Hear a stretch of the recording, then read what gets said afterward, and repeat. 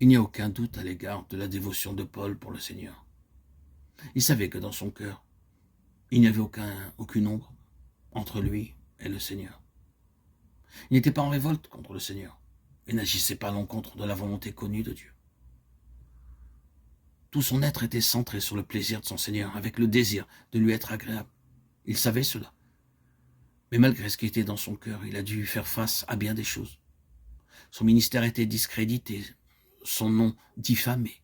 Il était suspecté où qu'il aille, se mouvant dans une atmosphère de défiance et d'ostracisme, venant non seulement de la part des gens du monde, mais aussi des chrétiens.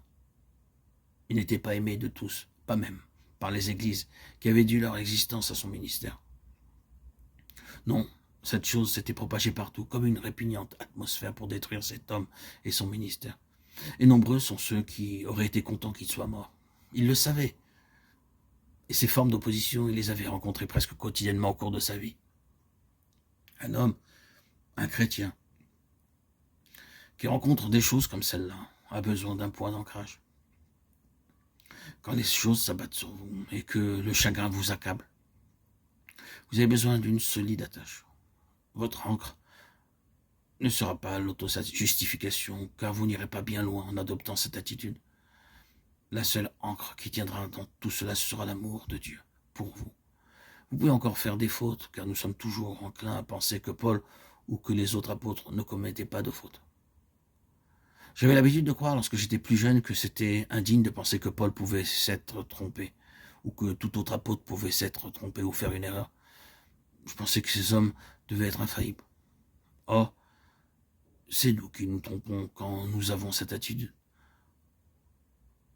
Paul fit des erreurs et il se trouva lui-même en difficulté à cause de ses erreurs. Mais il n'est pas resté dans ces situations. L'amour de Dieu ne change pas quand je fais des fautes. L'amour de Dieu ne me délaisse pas quand je fais des erreurs, quand je faillis, que je prends de mauvaises décisions, que je prends de fausses directions, quand je dis peut-être des choses fausses. Cela ne rompt pas le câble entre mon âme et l'encre de son amour. Il tient.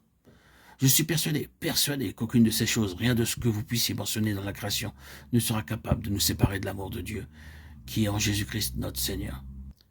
Et c'est ce que Paul vit sur la face de Jésus-Christ. La parole de Jean pour décrire cela fut plein de grâce et de vérité. Paul, bien sûr, connaissait ce péché horrible, affreux, ignoble, méchant, cruel, cette infidélité de la part d'Israël, cet éloignement de l'intention divine. Et vous savez qu'il y a une section aussitôt après le chapitre 8, les 2 ou 3 chapitres suivants, qui est l'illustration de son propos. Mais il ne fait aucune restriction par rapport à l'amour divin. Méditons sur cette portion de la Bible qui illustre cela à l'égard d'Israël. Dieu a-t-il rejeté son peuple? Loin de là. Romains 11, 1. C'est un de ces 9, loin de là, dans cette lettre. Oui. Mais regardons ce qu'Israël a fait. Considérons le calvaire, voyons leur œuvre. Pensons à Étienne, regardons ce qu'Israël a continué de faire au cours de son histoire. Oui, ils peuvent être sous le jugement, ils peuvent souffrir pour leur péché à cause de leur méchanceté, de leur iniquité. Ils peuvent avoir été mis de côté pour le temps de cette dispensation en tant qu'instrument de Dieu à cause de leur infidélité. Mais, dit l'apôtre, cela n'a pas mis un terme à l'amour de Dieu pour eux.